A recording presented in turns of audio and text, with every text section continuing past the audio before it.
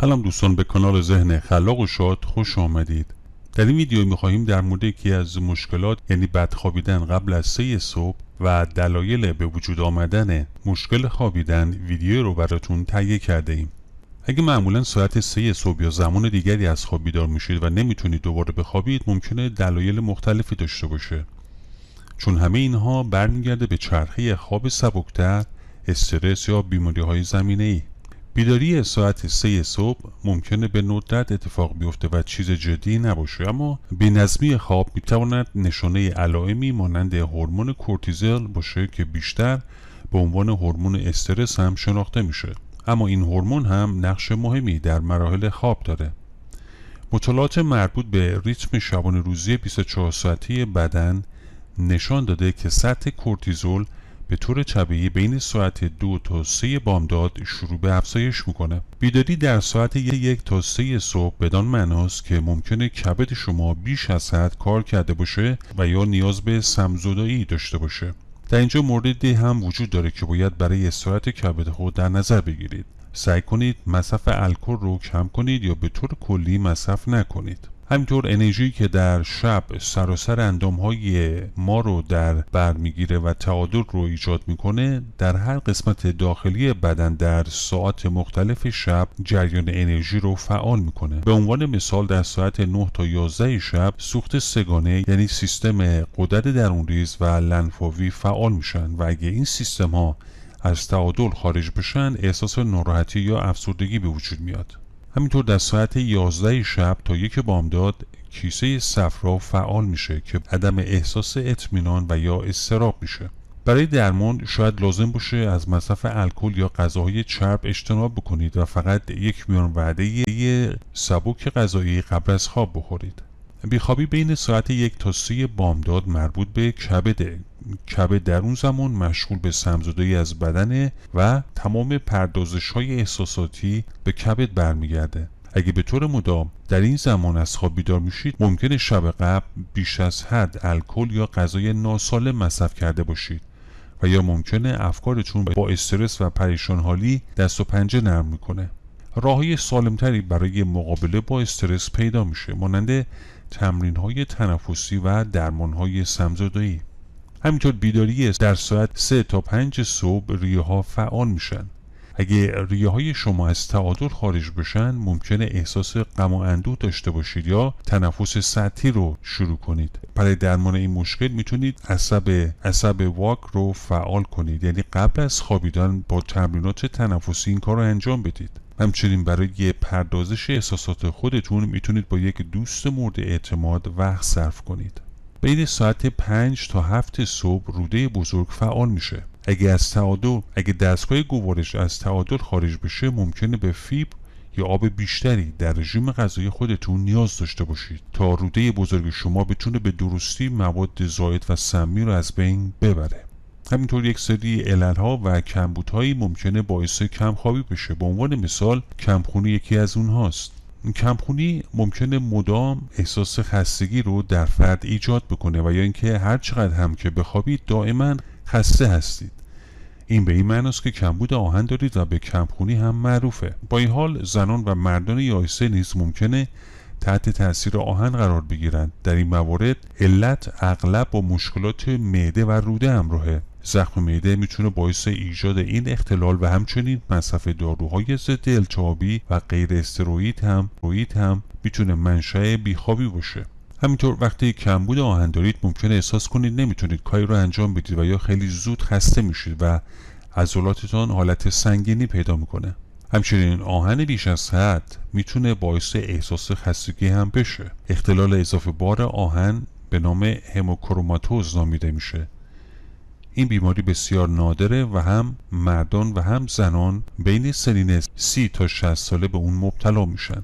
دلیل 2 میتونه به مشکلات تیروئید برگرده. تیروئید غده بسیار مهمی در بدنه. این هورمون مسئول هورمون‌هایی که بسیاری از قسمت‌های مختلف بدن رو تنظیم میکنه. اگه تیروئید به درستی کار نکنه میتونه انواع مختلفی از مشکلات سلامتی رو به وجود بیاره. تیروئید ممکنه کمکار یا بیش از حد فعال بشه. اگه کمکار باشه هورمون کافی برای استفاده بدن تولید نمیکنه. تیروئید پرکار هورمون‌های خاصی رو بیش از حد تولید میکنن که میتونه باعث فردی که تیروئید پرکار یا کمکار داره ممکنه خیلی سریع وزن کم بکنه و یا ممکنه باعث اضافه شدن وزن هم بشه. اگه متوجه افزایش یا کاهش وزنی شدید که نمیتونید اون رو از طریق رژیم غذایی کنترل کنید، مشکلات تیروئید باید به پزشک مراجعه کنید.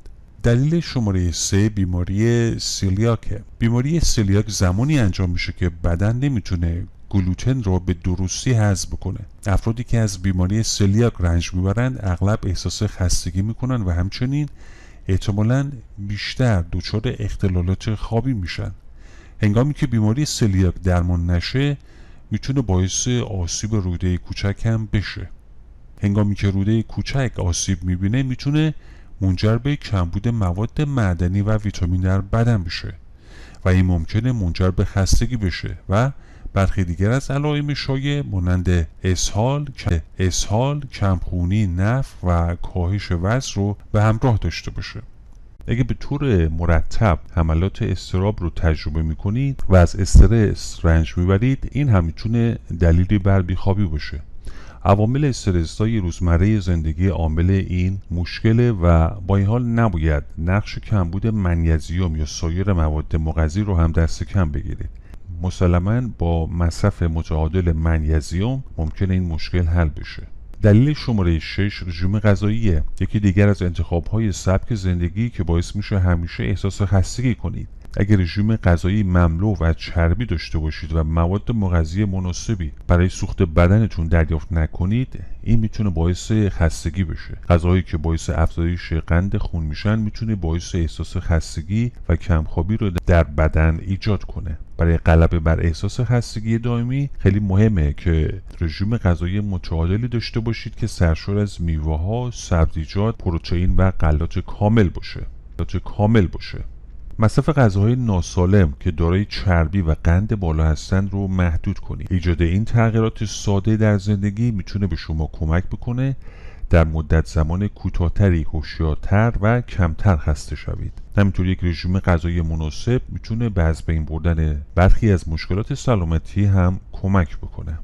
دلیل شماره 7 کافئین اضافی در بدنه. هیچ چیز مثل یک فنجان قهوه و چای خوب در صبح نمیشه، چون خستگی رو رفع میکنه. اما باید گفت که استفاده در حد اعتدال مناسبه و کافئین چیز بدی برای بدن نیست. در واقع کافئین میتونه برای شما بسیار مفید باشه. با این حال اگه بیش از حد کافئین مصرف کنید میتونه باعث ایجاد اضطراب، افزایش ضربان قلب، استرس، فشار خون بالا و بیخوابی بشه. علاوه بر این، پس از بین رفتن هوشیاری اولیه، کافئین میتونه اثر خستگی رو 2 برابر کنه.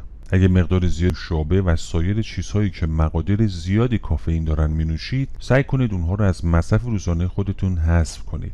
ترک کافئین برای داشتن یک چرخه خواب طبیعی مهمه و در درجه اول میتونید میزان مصرف قهوه، چای و نوشیدنی‌های انرژی خودتون رو کم کم کاهش بدید و شروع به نوشیدن آب بیشتر کنید. آب بهترین گزینه است چون هیچ قند و کالری نداره و همچنین حاوی کافئین هم نیست. توصیه میشه روزانه 8 لیوان آب بنوشید. با این حال اگه در محیط‌های گرمتری زندگی میکنید یا ورزش میکنید ممکنه نیاز به نوشیدن بیشتری داشته باشید. اما برای اینکه بفهمیم بدن کم آب شده یا نه، توجه به رنگ ادرار میتونه به ما بگه که آیا بدن دچار کمبود آب شده یا نه. اگر رنگ ادرار زرد کم رنگ یا شفاف و یا قهوه‌ای تیره شده باشه، اینجاست که بدن به شما هشدار میده نیاز به نوشیدن آب بیشتری دارید. این نه تنها به شما کمک میکنه هیدراته بمانید، بلکه نوشیدن آب میتونه به مبارزه با سایر عفونت‌ها در بدن هم کمک کنه. دوستان، از شما تشکر میکنیم که تا پایان این ویدیو با ما بودید. لطفاً این ویدیو رو لایک کنید، چون لایک کردن شما باعث میشه افراد بیشتر این ویدیو رو تماشا کنن. همینطور عضو کانال ما بشید و فراموش نکنید گزینه زنگوله رو بزنید تا اولین کسی باشید که ویدیوهای ما رو دریافت تماشا میکنید. امیدواریم که همیشه شاد و سلامت باشید.